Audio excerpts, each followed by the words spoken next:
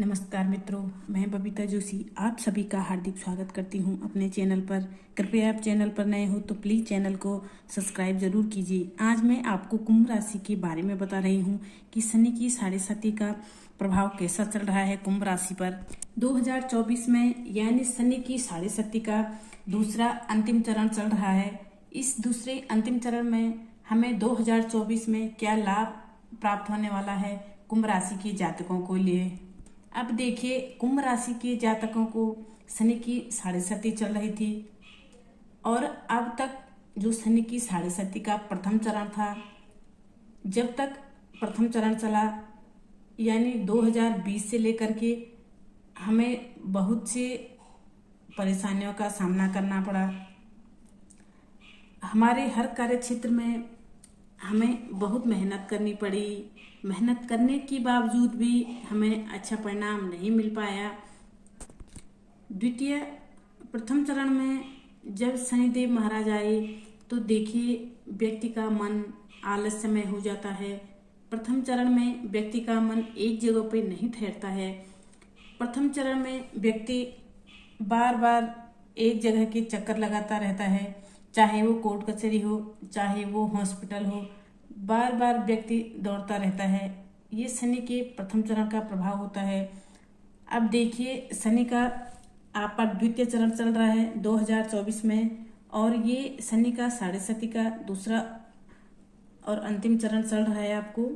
अब देखिए, द्वितीय चरण में मेहनत बहुत, शनिदेव महाराज बहुत मेहनत करवाते हैं, परिश्रम बहुत करवाते हैं। चाहे आप व्यापार की दृष्टि से हो, चाहे नौकरी की दृष्टि से हो, चाहे आप किसी भी कार्य को कर रहे हो, उसमें बहुत मेहनत करनी पड़ती है, तब उसके पश्चात उसको लाभ होता है।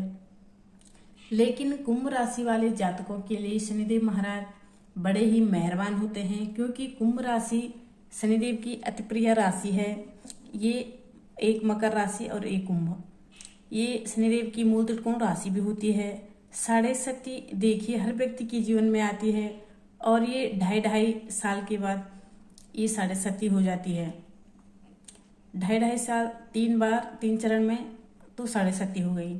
अब देखिए, ये सभी की कुंभ राशि वालों की साढ़े साती जब हम पे लगती है तो हमें ये होता है कि हमें शनि महाराज हम पे आ गए हैं, शनि की साढ़े साती आ गई है, अब क्या होगा।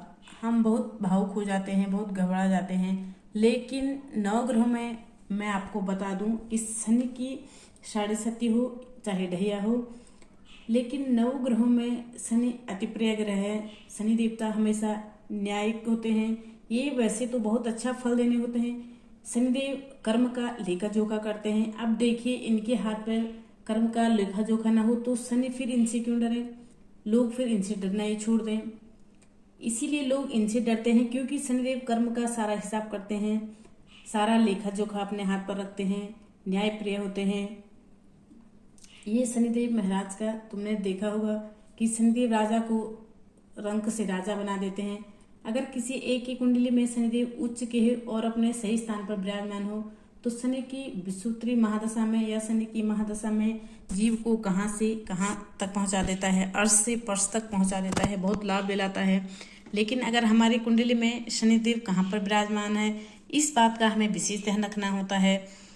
अगर हमारी राशि में जन्म कुंडली में नीच की हुई तो हमें ये फल नहीं देते हैं जब शनिदेव महाराज महादशा चलती है, क्योंकि कर्म का लेखा जोखा इनके हाथ पर होता है और वो हमें भोगना ही पड़ता है। अब ये न्याय प्रिय रहता है कुंभ राशि को अति प्रिय। कुंभ राशि के जातक भले ही ये बड़े उदार होते हैं, बड़े परोपकारी होते हैं, लेकिन कुंभ राशि वाले जातकों को कभी कभी क्रोध बहुत आ जाता है। लेकिन ये अंदर से उदार प्रवृत्ति के होते हैं, बड़े ही परोपकारी व्यक्ति होते हैं, सबका भला करने वाले होते हैं कुंभ राशि वाले। लेकिन अब कभी जब कभी ये बिगड़ जाएं तो फिर बड़ा गड़बड़ हो जाता है। तो आप देखिए कि इनका जीवन चरित्र भी बहुत सुंदर होता है, अति प्रिय होता है, न्याय प्रिय होते हैं। शनिदेव को कुंभ राशि अति प्रिय है, बहुत लाभ मिलता है, अपनी राशि में बहुत लाभ देते हैं ये।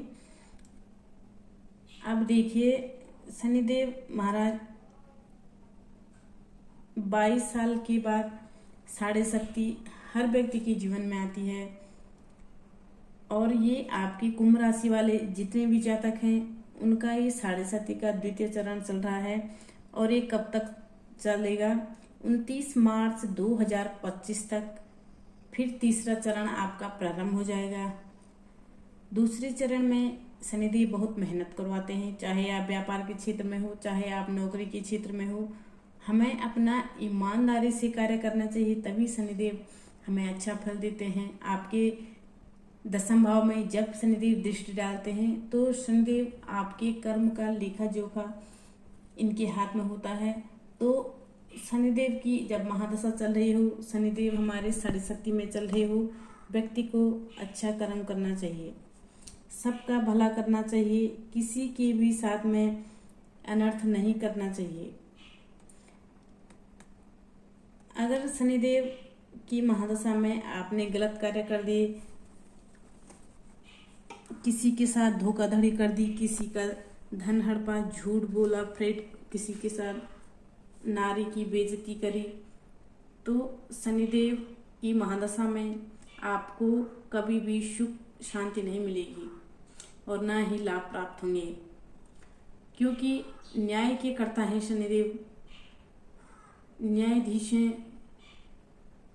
तो शनिदेव महाराज की महादशा जब हम पर चलती है तो आपको ध्यान रखना चाहिए, हमको ध्यान रखना चाहिए कि द्वितीय चरण में क्या देने वाले हैं। आप देखिए, द्वितीय चरण में, प्रथम चरण में लग्न में बैठे हैं, इनकी 3 दृष्टियां होती है। एक दृष्टि से आपके तीसरे भाव को देख रहे हैं, जहां सूर्य की मेष राशि है, वहां परिवारजनों से और सगे संबंधियों से ये रिश्ता है, जो आपका ये रिश्ता है, रिलेशन है, वहां से थोड़ा सा आपको मनमुटाव की संभावनाएं है।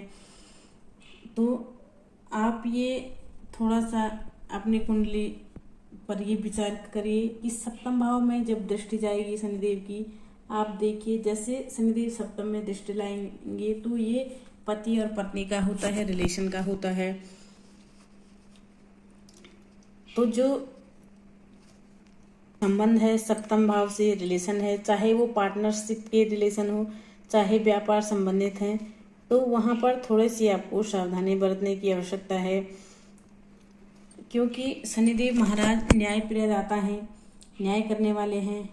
तो सप्तम भाव की दृष्टि से हम देखते हैं लाभ तो मिलेगा। जो कुंभ राशि के जातक हैं, विवाह में जिनकी परेशानी आ रही थी, क्योंकि शनिदेव महाराज 2024 में यानी 29 जून को ये वक्री हो जाएंगे, और जब वक्री हो जाएंगे तो कई राशियों को लाभ भी देंगे।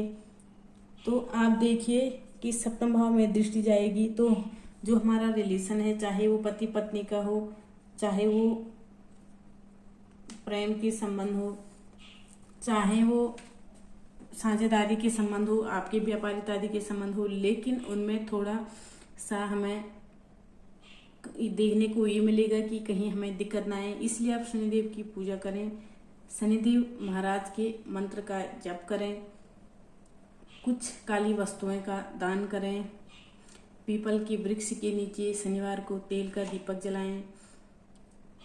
अगर शनिदेव आपकी कुंडली में कहीं नीच राशि में हो, या नीच के बैठे हो, या शुभ ग्रह में न बैठे हो, तो आप अपनी कुंडली को जरूर दिखाइए। कुंभ राशि में लाभ तो बहुत अच्छा मिलता है, तो आप अपनी कुंडली का परामर्श भी करवा सकते हैं।